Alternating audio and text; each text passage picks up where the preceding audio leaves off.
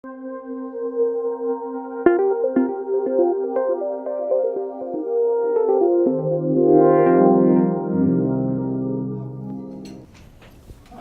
up where we left off, we're going to talk a little bit about different strategies to implement additive manufacturing in your businesses. Obviously, there's a lot of different directions you could take this, and we're going to kind of focus in on two buckets of issues. One, the financing issues, and the second, and we're going to start with their joint ventures. And it may be an odd topic if you're talking about how to implement 3D printing in a business to start with joint ventures, but in our firm, and Al and I in particular, over the past 12 to 18 months have really run into an inordinate number of joint ventures in this space. And we'll get into in a minute, why I think 3D printing lends itself to joint ventures, or perhaps vice versa. But before I get there, I want to just, as a kind of a threshold issue, when I talk about joint ventures, I think most people think of the common conception is two businesses come together, forming a new entity through which they jointly pursue some business objective. And that certainly is a joint venture, but in this context, we're going to be talking about maybe a little bit more kind of freewheeling, broader sense. And it's really any commercial relationship, complex contractual relationship by which two or more businesses pursue some business objective. That at the end of the day, it doesn't really matter. The nomenclature, the semantics change a little bit. You still have to address the same types of issues, and we'll get into what those key points are as we kind of move along. But I think the advantage of a joint venture, just sort of generically, regardless of the industry you're talking about, is it really allows you to develop capacity or capabilities without having to do it in-house. Not everything has to be homegrown. In a sense, you're kind of you're exploiting whatever strengths you have in your business and filling the gaps with those of the right partner.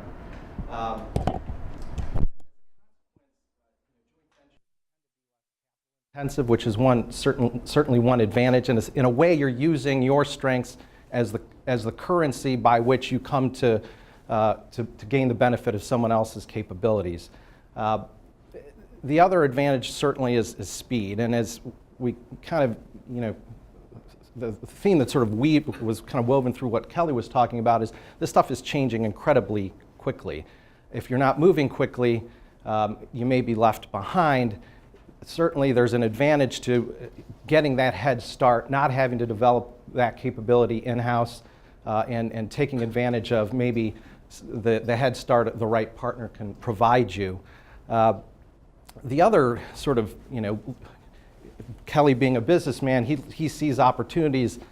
The kind of glass half empty lawyers see a bunch of risks and uncertainties. And I think one advantage of a joint venture is, by nature, linking arms with a partner or partners, you're kind of spreading that risk across a number of different parties, one. But two, if you find the right partner, you ought to be increasing your chances of success. And if you increase your chance of success, obviously you're reducing your risk as well. I think the reality is that the great thing about a joint venture is there's really no limitation on, if you can dream it up and you can contract it, you can do it. Again, the notion here is that a joint venture can help you gain access to what you lack. Maybe it's capital, maybe it's manufacturing capacity, maybe it's distribution channels. You want to do business overseas but don't have the capacity or capabilities of doing that. It may be access to new products or services. Access to credibility. That sounds a little odd, but we'll get into an example of that in a bit. But certainly there's some upside to being associated with an 800-pound gorilla in an industry or a thought leader in a particular application. And ultimately, probably the key point in an additive manufacturing space is really access to intellectual property. At the end of the day, I think we'll talk about a couple examples we've run into, but that's the theme that runs really through all of these. the joint ventures we've seen. As I mentioned, joint venture need not be a co-owned entity, but it certainly can. Ultimately, you're still dealing with the same buckets of issues. You're still going to have to deal with management or decision making. You're still going to have to deal with contributions to the venture. You're still going to have to deal with restrictions on the parties' activities. You're still going to have to deal with how do you exit. So while you may have some specific issues that relate to the choice of entity or jurisdiction and things of that nature that might be specific to forming a co-owned entity, the reality is you're going to have to address the same basic issues, maybe with different names, and we'll get into what those are in a minute. But the one I would say kind of point of caution as it relates to picking the path you go down with respect to forming a joint venture, the one I've at least seen in my experience that sometimes if you do the jointly owned entity route, people get lazy about thinking through some of the other issues. We've got the default provisions of statute, we've got these governing documents that we've seen 100 times. The reality is there are a lot of pretty weighty issues that need to be addressed, and I think sometimes when you have a little more open space of just a purely contractual relationship, those oddly get dealt with a little bit better. But maybe to give a little bit of a flavor of what we've seen in additive manufacturing joint ventures, just a couple of examples, and I think some of this builds off of what Kelly was saying about finding the right service provider, the right partner. We've had a client that, and I would kind of fashion this as maybe a product development, I guess joint venture is what it ultimately was. A client that has very unique capabilities as it relates to 3D printing, not a big outfit, not a lot of capital at its disposal, but really a lot of know-how when it comes to 3D printing very intricate parts. They have entered into a joint venture with a large conglomerate, has very high margin, kind of low volume, specialty, kind of niche-y products. They're sort of honeycombed and they have very thin walls. They're very hard to manufacture. And they formed a joint venture, and really you can kind of see where each party brings something to the table and walks away with something. They're going to help, going forward, develop that one specific product, but also they've teed them up to help them refine and 3D print other products. In exchange for that, the conglomerate, for lack of a better term, is funding that product development. They're funding these guys, bringing the production capabilities in-house. They're entering into a long-term supply arrangement, and there's a sharing of intellectual property. There are licenses going back and forth, and there's some royalties associated with some of the intellectual property that will be developed, as the relationship moves forward. Another example, building on what Alan was saying about maybe the materials is where the real excitement in additive manufacturing ought to be. Client that has a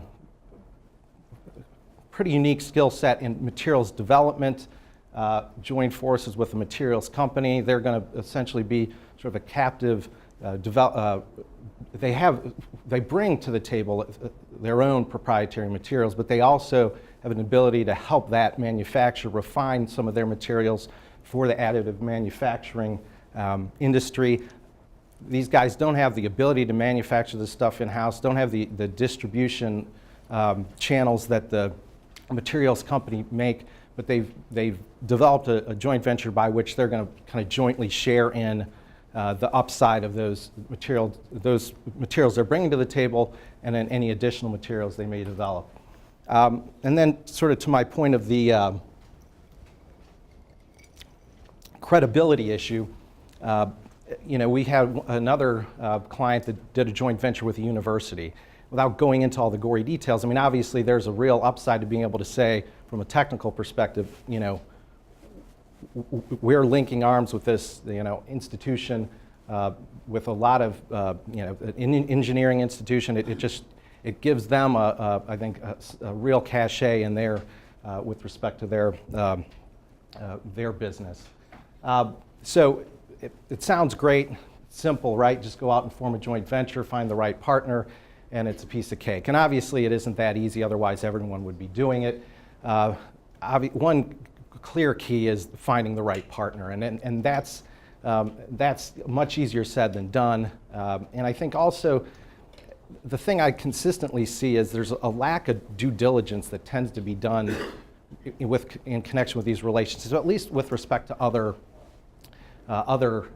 transactions. I do some acquisition work, and in that context, everyone does an extensive amount of due diligence. And the reality is, you may have a longer-term, more interrelated, more greater dependence on this partner, and oftentimes there's a short shrift given to the due diligence in that context. And I think some of the issues that folks struggle with in the joint venture context is obviously a lack of total control. You're necessarily going to be having to run things, fly things by your partner. There's necessarily going to be decision-making protocols in place. You're not going to be able to do whatever you want, whenever you want. Oftentimes, there is an unequal relationship. You may be, and sometimes it's a function of the 800-pound gorilla and the smaller company dynamic, but a lot of times it's just who holds the keys to the kingdom as it relates to that joint venture, that specific project. And you can find yourself in a position where you're vulnerable to that partner. While you hope that a joint venture will represent a lesser diversion of resources than, again, trying to grow something in-house, nonetheless, it's going to take management time and attention. There are going to be some resources that go to it. There's going to be a distraction of personnel. And if that's pulling away from your core business, and it fails, obviously there's some risk associated there. Necessarily, most joint ventures in some form or fashion are going to have some restrictions on the parties' activities. Either, during the term there may be some obligations to work exclusively together, and then post-termination there may be some restrictions on who can do what in what markets and pursue, what customer-client relationships. So if it fails, and if you haven't thought that through, you can find yourself with a venture that didn't take, but restrictions on what you're able to do post-termination. So thinking through those issues is pretty key. But I think if you do kind of a post-mortem of any joint venture that didn't work, it's really the problems are on the execution end. And again, it goes back to my point earlier of just sort of assuming away certain issues, failing to really get out in front of them from the get-go. And kind of touched on now a couple of different kind of key things to keep in the back of your mind if you're looking at doing a joint venture. And one is really the contributions to the venture. Obviously, the whole point is that parties are bringing complementary assets, capabilities, skill sets to the table. You want to make sure that you have a way to monitor who's contributing what, that you have an ability to hold folks' feet to the fire, and that there's a way to set milestones and track it. Because a lot of times, it's easy. If it's cash or a piece of equipment, that's easy enough. But oftentimes, it's more intangible things. It may be the requirement to advance some development of some specific product. It may be access to a specific marketplace or knowledge of that marketplace. So, it's not always as easy as tracking dollars and cents. And sort of a corollary to that is valuing those contributions. And again, easy enough with hard assets or cash, but when you get into some unproven technology or having the focused attention of a research and development team at one of the parties, how do you value that? And that's a tricky issue. And I think sometimes another struggle that relates to that is, generally speaking, maybe not always, but generally speaking, one party is going to bear the brunt from a personnel perspective or facilities perspective. So there's sort of these administrative or overhead costs that someone may be eating in a disproportionate fashion to their partner, making sure that that's reflected in and how you value and track the parties' contributions is important as well. And obviously all that translates into, in some form or fashion, how you're going to share the upside of that relationship. And if you haven't tracked it, I think when tensions build, it's because someone feels like someone else is freeloading. They haven't brought what they need to the table, and that can create some controversies when you get down the road to trying to figure out how you allocate the upside of the relationship. And again, oftentimes it's things that are a little bit more intangible that you're really allocating. It may be that new and unknown, even out of the gate, technology or product. It may be access to a new market. It may be new technical expertise for your personnel.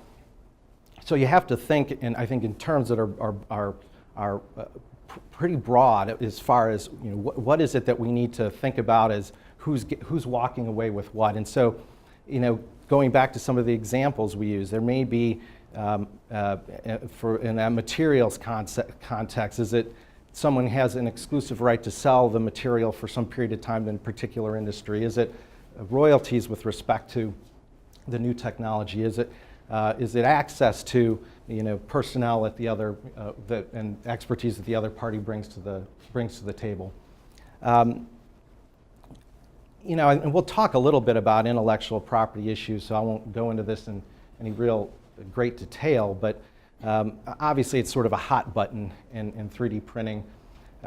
But just looking at it more generically, I suppose, you really need to think about when you're linking arms with a partner, how do I protect my intellectual property both from an offensive and defensive perspective? So if you're bringing intellectual property to bear, you want to obviously make sure you're protecting your rights with respect to it, but also any improvements that may spin out of the relationship. And then from a more offensive perspective, who has what rights with respect to the intellectual property that may spin out of the relationship. So that's a key issue to obviously tackle. As I mentioned earlier, there are typically some restrictions on the parties' activities. You want to make sure that your partner's bought in, that they and sometimes they're bought in because they're restricted in what they can do during the course of that relationship with respect to competitive or complementary pursuits. And certainly the other key point is you don't want to find yourself in a position where you are hamstrung in your core business because of a joint venture you entered into, even if it is successful. So you need to, while it's important to address those, it's also important to think of them in terms of how does it hamstring me down the road. And some of these points, management decision making, again, regardless of whether it's a jointly owned entity or not, you're going to have to deal with those issues. And oftentimes the mechanism in a purely contractual joint venture is we're going to mirror a board of managers or directors approach that you might see in a jointly owned entity. Obviously, having a certain degree of communication. I think the ones that we've seen that have been successful have kind of communication protocols in place. These are our points of contact. This is how often we're communicating. We're providing reports back and forth. And then finally, you need to deal with what happens when the venture ends. Even if it's successful, it's probably going to come to some conclusion. And certainly if it's unsuccessful, you're going to have that issue as well. And you need to know who's walking away with what. And that, again, plays back into, in a lot of ways, how you share the fruits of the venture. I want to touch a little bit on government grants and loan programs. I will acknowledge out of the gate that this is not what I do. We have a whole team of people that spend all day, every day doing this stuff, but I find it fascinating because as a business lawyer that helps clients finance projects and from time to time raise capital, it's just sort of fascinating to me, this notion that there are these little governmental pots of gold laying around out there that, and while it's certainly not that all that simple, there are an amazing array of options out there, and I think anytime you're thinking about adding bodies to your payroll or making a significant capital expenditure, you're disadvantaging yourself if you're not thinking in terms of what might be available by way of a government incentive. And typically, they change from jurisdiction to jurisdiction, state to state, and within states. But they tend to fall into three different buckets: loans, grants, and tax credits. And my understanding, Illinois tends to be kind of a little bit more loan heavy. I think that's true of a lot of Midwestern states. There are grants available, but they tend to be for large scale expansions, really large increases in workforce. Similarly, there are tax credits available associated with adding bodies to your payroll, tax credits for certain qualifying equipment purchases, and then there's also some sales tax exemptions that apply to some of those qualifying equipment purchases and materials purchases associated with an expansion. I think, again, the point is this stuff is hard to navigate. It changes as the political winds change. I think it's important to get the right people involved, but you want to investigate early before you commit to do anything. And I think you're doing yourself a disservice if you don't think about these issues on the front end of any kind of expansion. And I have some handouts, if anyone's interested, that kind of go more specifically into the programs that are available in Illinois. And I won't bore you with those gory details, but I have some handouts. If anyone's interested, just stop me afterwards. I'm going to kind of blow through this quickly because we're kind of running a little low on time. I think the point is the marketplace has kind of caught up to 3D printing. I think the reality is that the financing options you have out there are the same as you would with any other piece of equipment.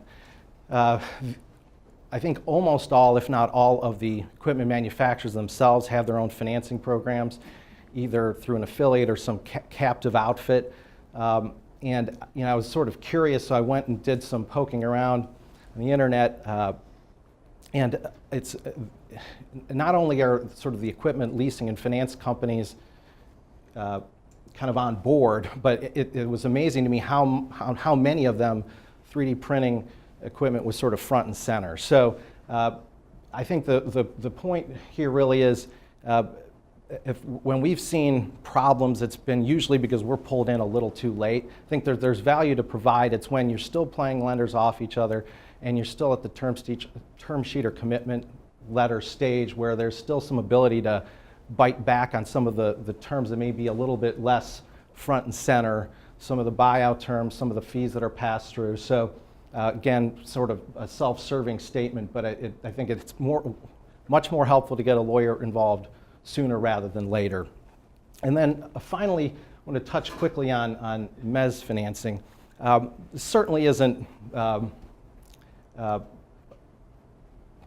generally applicable to most scenarios, but for a situation where you have a senior lender in place and they're just not willing to go where you need them to go for purposes of some expansion, mezz financing may be not just a viable option, it may be the only option. So mezz lenders lend into, they go where the senior lender, traditional bank, kind of fears to tread. So if you need, using a sort of a crude example, you needed $10 million for a plant expansion, your senior lenders feels comfortable up to 7, you could go to a mezz lender to fill that gap between the 7 and the 10. And by virtue of the nature of that relationship, the mezz lender is subordinate to your senior lender, and as a consequence, they're taking on greater risk, and that greater risk translates into, this is not cheap money. So quickly, as far as the typical terms, the general bandwidth that these loans fall in, there's 5 to 8 year maturity, 12% plus interest rate. Had one of our colleagues that sits next to me closed a mezz loan for a mezz fund client of ours in the last week or two, and that was at 13%. So real kind of live example. Typically pass through transaction fees. They expect all the same kind of bells and whistles from an affirmative and negative covenant perspective that a senior lender might, and if in fact in some instances maybe a little bit more robust. oftentimes expect to have some form of board seat either out of the gate or springing if there's some default. And then finally, the piece that really makes it more expensive is typically take some sort of equity kicker of some form or fashion. They'll take a warrant back for anywhere from a couple percent to 10% of the equity of the company with a put right, require the company to buy it back. So you add that all together, and it's a 15 to 25% proposition. So again, it's not perfect for all situations, but in certain scenarios where there's a gap in the financing, you need to maybe do an expansion that would allow you to bring 3D printing on board. It may be, frankly, maybe the only option. And that's me. So.